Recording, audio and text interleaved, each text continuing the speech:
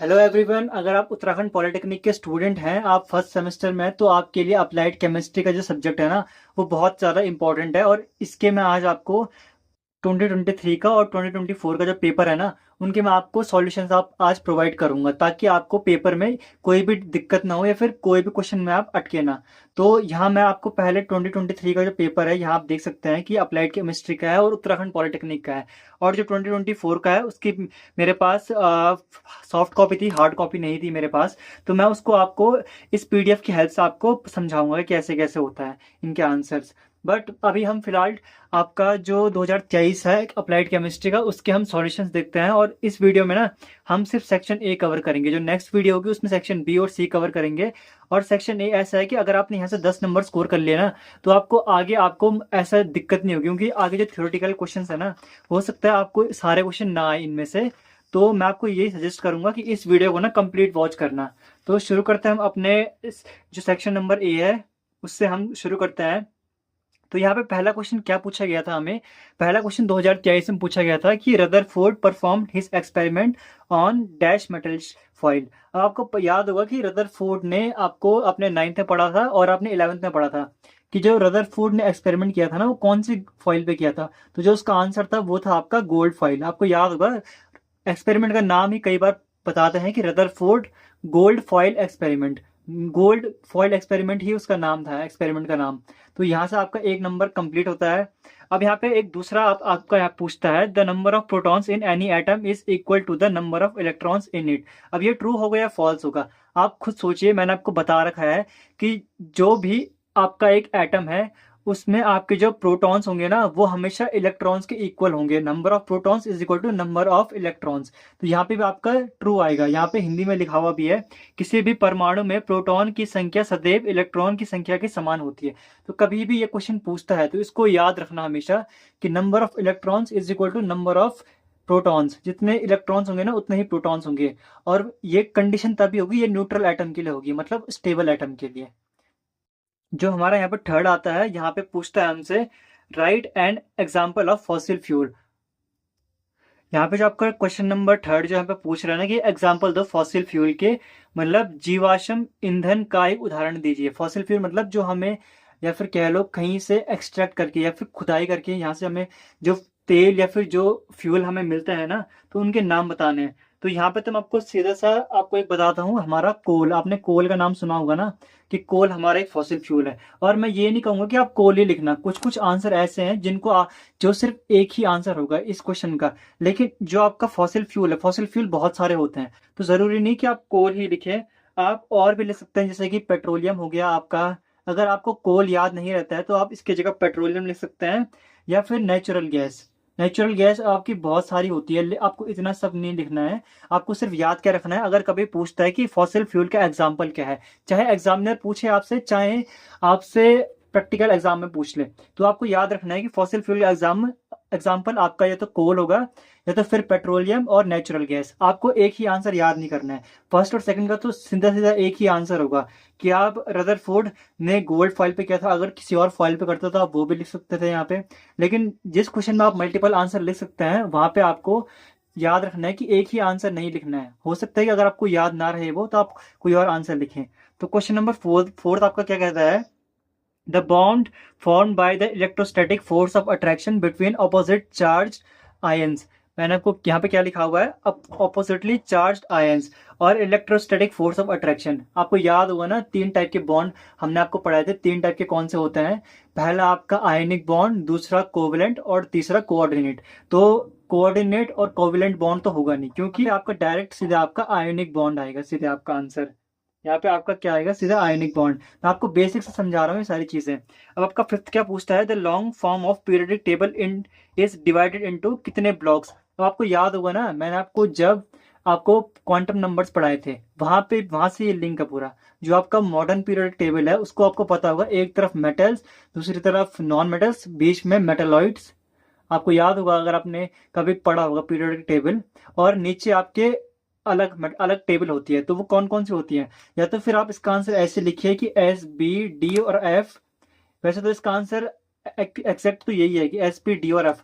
लेकिन अगर आपको याद नहीं रहता है तो आप यहाँ पे लिख सकते हैं कि डायरेक्ट आप 4 लिख सकते हैं आंसर, 4 ब्लॉक्स। 4 ब्लॉक्स में यहाँ पे क्यों कह रहा हूँ, क्योंकि आपके 4 ही ब्लॉक होते हैं। कभी आपने पीरियडिक टेबल देखी होगी ना, तो उसमें एक तरफ एस होता है, एक तरफ पी होता है, और सेंटर में डी और लास्ट में एफ। तो वो 4 ग्रुप्स में डिवाइड होते हैं। और यहाँ पे भी लिखा हुआ है कि डिवाइडेड इनटू, तो आप यहाँ पे डायरेक्ट एस पी डी और एफ लिखना। अगर नहीं याद रखता है कि एस पी डी और एफ, तो आप यहाँ पे 4 आंसर लिख सकते हैं इसका। अब जो क्वेश्चन नंबर 6 आपका आता है, यहाँ पे लिखा हुआ है what does ppm stands for. Ppm का अर्थ क्या होता है, हिंदी में यहाँ पे लिखा हुआ है पीपीएम का अर्थ क्या होता है। पीपीएम का अर्थ होता है आपका पार्ट्स पर मिलियन, पार्ट्स पार्ट्स पर मिलियन। ये आपका 1 नंबर में पूछ सकता है। अगर आप ये सारे क्वेश्चन यहाँ पे देख लेना, तो आपका यहाँ से 10 नंबर तो कहीं नहीं गए, 10 नंबर आपके पूरे यहीं पे कंप्लीट हो जाएंगे। यहाँ पे आपका जो क्वेश्चन नंबर 7 है, यहाँ पे पूछा हुआ है मोलैलिटी। यहाँ पे मोलैलिटी नहीं पूछा हुआ, एक बार क्वेश्चन को ध्यान से सुनो। The molality of a solution is temperature dependent. क्या मोलैलिटी टेम्परेचर पर डिपेंडेंट होती है? तो इसका सीधा सा आंसर है यस। अगर यहाँ पे मोलैरिटी होता तब यहाँ पे फॉल्स होना था। क्यों? क्योंकि जो आपकी मोलैरिटी है वो टेम्परेचर पे डिपेंडेंट नहीं होती है, वो टेम्परेचर पे इंडिपेंडेंट होती है वो टेम्परेचर से। लेकिन जो आपका मोलैलिटी है वो टेम्परेचर पे डिपेंड करती है। अब जो क्वेश्चन नंबर 8 आपका आता है, यहाँ पे लिखा हुआ है the mathematical expression of Faraday first law of electrolysis. आपने इलेक्ट्रोलाइसिस एक चैप्टर था आपका, जहाँ पे आपने इलेक्ट्रोकेमिकल नाम से होगा आपका एक चैप्टर, मुझे अभी ध्यान नहीं है, लेकिन वहाँ पे 2 लॉ आपके थे, फैराडे के 2 लॉ आपको बताए गए थे। फिजिक्स में अलग होते हैं और यहाँ पे केमिस्ट्री के अलग होते हैं। यहाँ पे इलेक्ट्रोलाइसिस के लिए बताते हैं केमिस्ट्री में, और फिजिक्स में आपका इलेक्ट्रोमैग्नेटिक इंडक्शन के अकॉर्डिंग बताते हैं। तो यहाँ पे जो आपका फॉर्मूला यहाँ पे लिखा हुआ है, मैथमेटिकल एक्सप्रेशन आपको दिखाना है कि फर्स्ट लॉ का क्या है। तो उसका जो मैथमेटिकली एक्सप्रेशन है वो है आपका m is equal to ZIT। ये छोटे छोटे आंसर है, तो आपको इनको डायरेक्ट सीधे याद करना है कि इसका आंसर क्या है। आपको इतना ध्यान नहीं देना है इन पे कि आपको सीधे बस क्वेश्चन आपने पढ़ा और आपको डायरेक्ट याद आना चाहिए कि इसका आंसर क्या होगा। अब क्वेश्चन नंबर 9 आता है the reactant on which a catalyst act is called. उस रिएक्टेंट का नाम बताओ जिसके ऊपर कैटलिस्ट काम करता है, या फिर हिंदी में वह अधिकर्मक जिस पर उत्प्रेरक कार्य करता है, उसको क्या कहते हैं? तो उसका जो आंसर होगा ना आपका, वो आपका होगा सबस्ट्रेट। आपका जो आंसर होगा वो होगा आपका सबस्ट्रेट। अब क्वेश्चन नंबर 10, आपका क्वेश्चन नंबर 10 यहाँ से आता है, यहाँ पे लिखा हुआ है कि what does CFC stands for with reference to ozone layer. आपने CFC कभी ना कभी ये नाम ना सुना ही होगा, कभी ना कभी। इसका जो आंसर है आपको वैसे पता चल ही होगा कि इसका जो आंसर है CFC का क्लोरोफ्लोरोकार्बन। आपने कभी ना कभी ये सुना ही होगा कि क्लोरोफ्लोरोकार्बन जो है वो ओजोन लेयर के रेफरेंस में कभी ना कभी आपने ये टर्म जरूर सुना होगा कि CFC होता है कुछ। तो यहाँ पे इसका जो आंसर होगा ना वो होगा क्लोरोफ्लोरोकार्बन। कभी भी अगर आपसे पूछता है कि CFC का फुल फॉर्म क्या है, तो आप वहां पे लिखेंगे क्लोरोफ्लोरोकार्बन। अब यहाँ पे बेसिक से एक और क्वेश्चन पूछा है, question number 11, right the name of a green house gas. अब ग्रीन हाउस गैस कौन सी है? बहुत सारी ग्रीन हाउस गैस है, तो आपको सभी नहीं लिखनी है, सिर्फ एक लिखनी है। तो एक आप कौन से लिखेंगे? या तो आप लिखेंगे CO2, या तो आप CO2 लिखेंगे, या फिर आप मिथेन लिखेंगे। मिथेन भी आपकी एक ग्रीन हाउस गैस होती है, आपको पता होगा ना, जब आपने पढ़ा होगा ओजोन लेयर डिप्लेशन के बारे में पता होगा, तो वहां पे आपने का ग्रीन हाउस इफेक्ट पढ़ा होगा, ग्रीन हाउस गैसेस के बारे में भी पढ़ा होगा। तो वहां पे आपका जो मेन गैस है वो कार्बन डाइऑक्साइड है, और आप यहाँ पे मिथेन भी लिख सकते हैं, आप यहाँ पे नाइट्रस ऑक्साइड भी लिख सकते हैं आंसर में।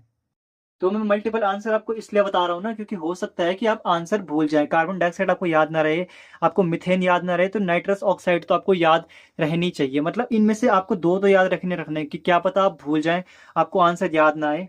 अब जो क्वेश्चन नंबर 12 हमारा पूछता है, out of proton neutron and electron the heaviest particle is. अब यहाँ पे खुद सोचो कि आपका सबसे हैवी पार्टिकल कौन सा होगा। मान लो आपका प्रोटॉन है एक, आपका यहाँ पे जो क्वेश्चन पूछ रखा है ना कि out of proton neutron electron the heaviest particle is, तो आपको इसका डायरेक्ट आंसर लिखना है कि जो आपका सबसे हैवीएस्ट पार्टिकल है वो कौन सा होगा, आपका न्यूट्रॉन। अब आपका सेक्शन ए तो मैंने कंप्लीट करा दिया है। अब बारी आती है आपके 2024 के पेपर की। 2023 का मैंने आपको कंप्लीट करवा दिया है, अब बारी आती है 2024 के सेक्शन नंबर ए की। सेक्शन नंबर ए में इसलिए जोर दे रहा हूँ ना, क्योंकि बच्चे ध्यान ही नहीं देते। वो सोचते हैं कि थ्योरी वाला पार्ट करेंगे डायरेक्ट तो हमारा पूरा पेपर कंप्लीट हो जाएगा, ऐसा नहीं है। थ्योरी वाला पार्ट आपका इंपॉर्टेंट होता है, लेकिन आपको इसको भी प्रायोरिटी आपको देनी ही होगी। और मैं आपको ना एक बार पेपर सॉल्व करने से पहले बता दूं, आपका जो 2024 तक जो पेपर था, मतलब उसमें आपका क्या था कि जो आप यहाँ पे देखें तो आपका मैक्सिमम मार्क्स कितने का था, 50 का। अगर आप स्क्रीन पे देखिए यहाँ पे, तो मैक्सिमम मार्क्स यहाँ पे 50 का था 2023 में। 2024 में भी आपका 50 का ही था मैक्सिमम मार्क्स। लेकिन इस बार एग्जाम्स पैटर्न चेंज हो चुका है। मैंने आपको एक वीडियो करी थी ना अपने चैनल पे शेयर, जिसमें मैंने एग्जाम पैटर्न और मार्किंग स्कीम के बारे में बताया था कि किस हिसाब से आपको मार्किंग स्कीम मिलेगी। तो आपका हो सकता है कि ये जो आपका पेपर हो ना 50 मार्क्स का ना हो, इसकी श्योरिटी नहीं है कुछ कि 50 मार्क्स का होगा, क्योंकि बोर्ड ने रेगुलेशन जारी किया हुआ है कि इस बार एग्जाम पैटर्न चेंज होगा, तो वो आपको पेपर के दिन पता चलेगा। या तो फिर कुछ टाइम पहले अगर मेरे को कहीं से इन्फॉर्म होता है तो मैं आपको बता दूंगा कि आपका पेपर कितने मार्क्स का बनेगा। तो अगर हम 2024 का पेपर सॉल्व करें, ये मैं यहाँ पे आंसर लिख देता हूँ, 2023 answers, 2023 answer applied chemistry. Applied chemistry यहाँ पे लिख देता हूँ मैं, ताकि जब मैं ग्रुप में शेयर करूंगा इसको तो आपको आसानी हो। यहाँ पे 2023 का जो ये थे वो अप्लाइड केमिस्ट्री के आंसर थे, और जो अब मैं आपको शेयर करूंगा ना वो होंगे 2024 के आंसर्स। जो यहाँ पे ये पीडीएफ है ना, यहाँ पे मैं आपको 2024 के आंसर शेयर करूंगा। तो आप बढ़ते हैं यहाँ पे 2024 का जो क्वेश्चन पेपर है ना, यहाँ पे देखिए अगर आप, तो आपका पहला क्वेश्चन यहाँ पे क्या पूछा हुआ है। आपका पहला क्वेश्चन पूछा हुआ है कि आपका mass of electron in grams. यहाँ पे हिंदी में लिखा हुआ है कि इलेक्ट्रॉन का द्रव्यमान ग्राम में कितना होगा। तो यहाँ पे जो आपका आंसर होगा वो आपका होगा 9.1 इंटू 10⁻⁻31 kg। तो जो यहाँ पे आपका जो मास ऑफ इलेक्ट्रॉन जो आपका क्वेश्चन पूछा हुआ था, मास ऑफ इलेक्ट्रॉन तो आपका इतना होता है। लेकिन अगर आपसे पूछ ले चार्ज, ये तो मास है, लेकिन अगर आपसे क्वेश्चन में मास की जगह आपसे चार्ज पूछ ले इलेक्ट्रॉन का, तो इलेक्ट्रॉन का चार्ज कितना होगा ये भी आपको पता होना जरूरी है। तो वो आपका होगा 1.6 इंटू 10⁻⁻19 कुलाम। आप यहाँ पे कुलाम को सी से डिनोट करेंगे। तो ऐसे आपका क्वेश्चन मल्टीपल तरीके से पूछ सकता है, तो आपको उसके अकॉर्डिंग आपको आंसर लिखना है। अब जो क्वेश्चन नंबर सेकंड है, यहाँ पे पूछा है Aufbau is a word of which language. तो मैंने आपको जब पढ़ाया था, क्वांटम नंबर्स पढ़ाए थे, तो वहाँ पे अफबाउ प्रिंसिपली पढ़ाया था, तो वहाँ पे मैंने आपको क्या कहा था कि ये जर्मन वर्ड है। ये आपका कौन सा है, ये आपका जर्मन वर्ड है। अब आपका थर्ड क्वेश्चन जो आप देखें, यहाँ पे लिखा हुआ है कि write down the electronic configuration of chromium Cr24। हमें दे रखा है कि इसका एटॉमिक नंबर कितना है, 24। तो सबसे इजी यहाँ पे ये क्वेश्चन है, क्योंकि हाँ, अगर आपको क्रोमियम का नहीं पता है तो मैं आपको बता दूं एटॉमिक नंबर इसका 24 है, और इसको एसपीडी के फॉर्म में लिखना है। एसपीडीएफ जो मैंने आपको कहा था ना, क्वांटम नंबर्स के फॉर्म में लिखना है। तो इसको आप कैसे लिखेंगे, पहले तो आपको पता है कि आपका जो इलेक्ट्रॉन जाएगा 1s2, फिर 2s2, फिर आपका जाएगा 2p6, फिर आपका जाएगा 3s2, फिर आपका जाएगा 3p6। अब यहाँ आपको पता है ना कि यहाँ पे 3d नहीं आएगा, यहाँ पे 4s आएगा, 4s1 और 3d5। कभी ये गलती मत करना कि आपने डायरेक्ट लिख दिया, यहाँ पे 3d5 को मैं यहाँ पे नीचे लिखता हूँ 3d5। कभी ये गलती मत करना कि आपने यहाँ पे 4s2 लिख दिया और यहाँ पे 3d4 लिख दिया, कभी मत करना ये गलती। अगर मैं आपको स्क्रीन पर दिखाऊँ ना, तो यहाँ पे क्या लिखा हुआ है, यहाँ पे मैंने यहाँ पे लिखा हुआ 1s2, 2s2, 2p6, 3s2, 3p6, 4s1 और 3d5। अब यहाँ पे 4s2 क्यों नहीं हुआ, यहाँ पे इलेक्ट्रॉन तो s में जाना चाहिए था रूल के अकॉर्डिंग, फिर d में जाना चाहिए था। लेकिन मैंने आपको एक एक्सेप्शन बताया था, ये एक्सेप्शन है क्रोमियम, कि आपका जो ऑर्बिटल है, या तो हाफ फिल होना चाहिए या तो फुल फिल होना चाहिए, तभी वो एकदम स्टेबल होता है। अगर वो हाफ फिल नहीं होगा और ना ही वो फुल फिल होगा तो वो अनस्टेबल होगा, जो उसका इलेक्ट्रॉनिक कॉन्फ़िगरेशन पूरे एटम के लिए मतलब एक तरीके से अनस्टेबिलिटी कॉज करेगा। तो आपको पता है कि डी में आपके 10 इलेक्ट्रॉन होते हैं। तो अगर आपका डी में अगर 4 होंगे, ना तो हाफ फिल्ड होगा ना तो फुल्ली फिल्ड होगा। तो अगर यहाँ से 4s2 से अगर एक इलेक्ट्रॉन यहाँ गया तो वो 5 हो गया, 3d5, मतलब 10 में से 5, तो 5 बचे यहाँ पे, तो वो हाफ फील्ड हो गया। और यहाँ पे जो एस है ना, एस में आपको पता है कि 2 ही इलेक्ट्रॉन आ सकते हैं, तो यहाँ पे 1 हो गया, तो ये भी आपका दोनों स्टेबल हो गए, तो इसीलिए ये आपका एक्सेप्शन में आता है। अब जो आपका क्वेश्चन नंबर 4 आया यहाँ पे जो आपका फोर्थ पूछा गया है, in the year 1912 hydrogen bonding was discovered by the scientist. कौन वो साइंटिस्ट थे जिन्होंने आपका हाइड्रोजन बॉन्डिंग को डिस्कवर किया था। तो उनके नाम मैं आपको दिखा देता हूँ। उनके नाम थे मोरे एंड विनमिल। वैसे तो ये पूछेगा नहीं है क्वेश्चन, बट यहाँ पूछ रखा है तो मेरा काम है आपको बताना कि वो कौन से साइंटिस्ट थे। तो यहाँ पे उनका नाम क्या था, मोरे एंड विनमिल। अगर आपको राइटिंग समझना है तो आपको स्पेलिंग बता देता हूँ। MOORE and Winmill, WINMILL। तो यहाँ पे आप क्वेश्चन नंबर 5 को हम देखें तो यहाँ पे लिखा हुआ है the international conference related to environmental pollution in November 2022 was held in. आपका जो इंटरनेशनल कांग्रेस कॉन्फ्रेंस हुई थी, जो एनवायरमेंटल पॉल्यूशन के रिगार्डिंग हुई थी, मतलब जो नवंबर 2022 में पर्यावरण प्रदूषण से संबंधित एक अंतर्राष्ट्रीय सम्मेलन हुआ था, वो कहाँ हुआ था। तो यहाँ पे लोकेशन पूछी है, तो इसका आप डायरेक्ट आंसर लिखेंगे इजिप्ट। इजिप्ट में हुई थी वो, जो आपकी कॉन्फ्रेंस हुई थी ना, वो कहाँ हुई थी, इजिप्ट में। अब यहाँ पे 6 वाला अगर हम देखें तो मोलैरिटी की डेफिनेशन लिखनी है। यहाँ पे मोलैरिटी की डेफिनेशन मैं आपको बताऊंगा, तो सिंपल सा मोलैरिटी की डेफिनेशन क्या होती है, number of moles present in solution 1 litre solution. अगर आप इसे ऐसे लिखें, या तो फिर मैं आपको बताऊं कि अमाउंट ऑफ सॉल्यूट, अगर मैं आपको सिंपल सा समझाऊं तो अमाउंट ऑफ सॉल्यूट जो कि आपका मोल्स में होता है, आपको पता है ना सॉल्यूट आपका मोल्स में होता है, डिजॉल्व डिजॉल्व पर लीटर, लीटर को ऐसे डिनोट कर रहा हूँ, ऑफ सॉल्यूशन। या तो आप इसे ऐसे लिखें, या तो आप मोलैरिटी को ऐसे समझे कि 1 लीटर सॉल्यूशन में आपके कितने नंबर ऑफ मोल्स होते हैं, वही आपका मोलैरिटी होता है। मोलैरिटी नहीं कहा, मोलैरिटी, MOLARITY, मोलैरिटी। मोलैरिटी दूसरा होता है। अब आपका यहाँ पे क्वेश्चन नंबर 7 आपको यहाँ पे दिखाऊं अगर, तो जो आपका यहाँ पे पूछा हुआ है कि ह्यूमन ब्लड का जो पीएच होता है, पीएच आपको सिंपल सा अगर कभी पूछता है कि पीएच का मतलब क्या होता है, तो पीएच का मतलब होता है percentage of hydrogen ions. Hydrogen ion की परसेंटेज कितनी है उसे ही हम पीएच वैल्यू कहते हैं। तो जो ह्यूमन ब्लड का पीएच वैल्यू होती है वो कहाँ से कौन से नंबर के बीच लाई करती है, तो वो आपका लाई करती है 7.35 से लेकर आपका 7.45 तक। इसके बीच आपका जो पीएच वैल्यू होती है ना ब्लड की, वो लाई करती है। यहाँ पे क्वेश्चन नंबर 8 हम जल्दी से देखते हैं कि इक्विवेलेंट वेट ऑफ CaCO3 कितना होता है। इक्विवेलेंट वेट आपको निकालना आना चाहिए, मैं आपको वैसे बता तो दूंगा कि कितना है। इसका जो आंसर है वो आपका आता है 50। आपका 50 कैसे आता है मैं आपको अगर बताऊं, तो इक्विवेलेंट वेट मतलब आपका, पहले आप समझिए, आपको इसका मोलर मास पता होना चाहिए। मोलर मास कैसे निकालेंगे वो आप यूट्यूब पे देखिए, क्योंकि इस वीडियो में इतना डिटेल में नहीं बताऊंगा मैं। आपका कैल्शियम का कितना होता है, 20 आपका कैल्शियम का हो गया 40 मॉलिक्यूलर मास। आपका C कार्बन 6 है तो उसको 2 से मल्टीप्लाई करें 12। और आपका O 3 है तो मतलब O कितना है 6। तो नहीं, O आपका कितना है 8 होता है, आपका इसका एटॉमिक नंबर आपका 8 होता है, तो आपका 16 हो जाएगा डबल, और 16 3 जा 48। तो अगर आप यहाँ पे देखिए, मैं इसको यहाँ पे साइड में सॉल्व करवाता हूँ। आपका कितना है 40 प्लस 12 प्लस 48, ये आपका कितना हो गया, आपका टोटल हो गया 100। अब जो आपका इक्विवेलेंट वेट का फॉर्मूला होता है वो आपका क्या होता है, number of equivalent weight by 2। तो आपका यहाँ पे कितना आएगा, यहाँ पे 50 आएगा आपका। आप जो इक्विवेलेंट वेट निकालते हैं ना, अगर आपसे किसी भी मतलब मॉलिक्यूल का पूछ लेते हैं, यहाँ पे CaCO3 था, तो मैंने तो आपको यहाँ पे सॉल्व करके दिखा दिया कि आपको इसका पहले आपको मॉलिक्यूलर मास निकालना है। मॉलिक्यूलर मास आपका कैसा होगा, इनका जो एटॉमिक नंबर है उनके साथ अगर इवन है तो 2 का मल्टीप्लाई, और अगर ऑड है तो +1। तो आपको ऐसे इनका आपको एक ट्रिक होती है, वो आपको यूट्यूब पे मिल जाएगी, हमारे चैनल पे भी जब मैंने आपको पढ़ाया था तो मैंने आपको वहाँ पे बताया था। तो इसका टोटल जो आपका मॉलिक्यूलर मास आया था वो आपका 100 आया था। और जब का इक्विवेलेंट वेट होता है ना, तो मॉलिक्यूलर मास अपॉन 2, यहाँ पे तो आपका आगे यहाँ पे 50। तो आपका जो आंसर होगा ना यहाँ पे वो होगा आपका 50।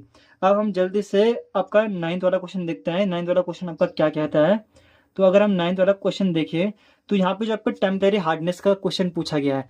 टेम्परेरी हार्डनेस ऑफ वाटर, आपको मैंने कहा था, जो वाटर हार्डनेस वाला एक वीडियो डाली थी ना मैंने, वहाँ पे मैंने आपको कहा था कि जो हमारे वाटर की हार्डनेस होती है वो क्यों होती है, अस्थायी कठोरता जो जल की होती है वो क्यों होती है, वो 2 कारणों से होती है। उनमें कौन कौन से ये कंपाउंड होते हैं, वो आपके 2 कंपाउंड होते हैं।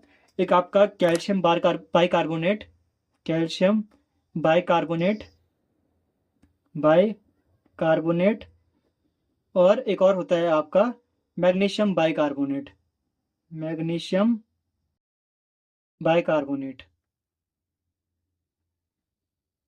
आपका जो कैल्शियम बाइकार्बोनेट होता है और मैग्नीशियम बाइकार्बोनेट होता है ना, इन्हीं की वजह से आपका जो कह लो कि मतलब टेम्परेरी हार्डनेस होती है, वो इन्हीं दो कंपाउंड की वजह से होती है, टेम्परेरी हार्डनेस। अब आपका जो आपका 10th वाला आंसर है, इसको हम जल्दी से देखते हैं। The main compound to affect ozone layer, ozone परत को प्रभावित करने वाला मुख्य यौगिक कौन है? तो आपका जो मुख्य यौगिक या फिर आपका जो मेन कंपाउंड जो आपका करता है वो आपका कौन होगा? वो आपका होगा CFC। CFC मतलब इससे पहले वाले मैंने पेपर में आपको समझाया था, जो मैंने डिस्कस किया था। CFC मतलब क्लोरोफ्लोरोकार्बन। तो आपको डायरेक्ट CFC लिखना है यहाँ पे। यहाँ पे टेंथ का आंसर हो गया। अब यहाँ पे बचता है एक 11th। 11th को हम यहाँ पे देखते हैं अभी। तो जो आपका 11th यहाँ पे क्वेश्चन पूछा गया है, 11th आपका यहाँ पे पूछा गया है कि the scale which is formed in boilers is non conductor of heat. तो यहाँ पे ट्रू और फॉल्स पूछा गया है। तो यहाँ पे जो आपका आंसर होगा ना, वो आपका क्या होगा? ट्रू। जो आपका स्केल होता है ना, जो बॉयलर में नॉन कंडक्टर ऑफ हीट का जो फॉर्म करता है, मतलब तो उसका जो आप डायरेक्ट आंसर लिखेंगे वो ट्रू होगा उसका आंसर। जो क्वेश्चन नंबर 12 है, write down the name and formula of negative catalyst use in the bottle of chloroform. जब का क्लोरोफॉर्म की बॉटल होती है ना, उसमें एक नेगेटिव कैटेलिस्ट होता है, तो उसका हमें नाम बताना है, उसका फॉर्मूला। तो वो कौन सा होता है? वो आपका होता है इथेनॉल। इथेनॉल, और इसका फॉर्मूला क्या है? ये आपका अल्कोहलिक ग्रुप का है, तो C2H5OH। यह आपका अल्कोहल ग्रुप्स होता है, तो उसका फॉर्मूला आपका ये होगा आपका। तो यहाँ पे तो आपका पूरा क्वेश्चन पेपर आपका 2024 का, और जो 2023 का मैंने आपको क्वेश्चन पेपर सॉल्व कराया था ना, ये वाला, ये तो आपका पूरा सॉल्व हो चुका है। लेकिन अभी इनका सेक्शन बी और सी बचा हुआ है, सेक्शन बी और सी यहाँ पे बचा हुआ है। तो इनको हम फर्दर वीडियोस में कवर करेंगे। जैसे कि आप देखिए यहाँ पे ये पूरा पेपर मेरे पास है, और 2024 का भी मेरे पास पूरा पेपर यहाँ पे आपका अवेलेबल है मेरे पास। तो जैसे ही इस वीडियो पे रिस्पॉन्स अच्छा आएगा, तो इसका पार्ट 2 अब कह लो आप, जहाँ पे हम सेक्शन बी या फिर सेक्शन सी को भी कवर करेंगे साथ में, तो वो वीडियो मैं अपलोड कर दूंगा जैसे ही आपका रिस्पॉन्स इस वीडियो पे आएगा। तो अगर वीडियो अच्छी लगी हो ना, तो वीडियो को लाइक करना, चैनल को सब्सक्राइब करना, और मिलते हैं हम अपने नेक्स्ट वीडियो में। तब आप यहाँ से आंसर देख लीजिए जो भी आंसर थे, और इन्हें मैं अपने टेलीग्राम ग्रुप पे शेयर कर दूंगा, तो टेंशन मत लेना इन आंसर्स की, ठीक है? तो बस इस वीडियो में इतना ही, एंड थैंक्स फॉर वॉचिंग।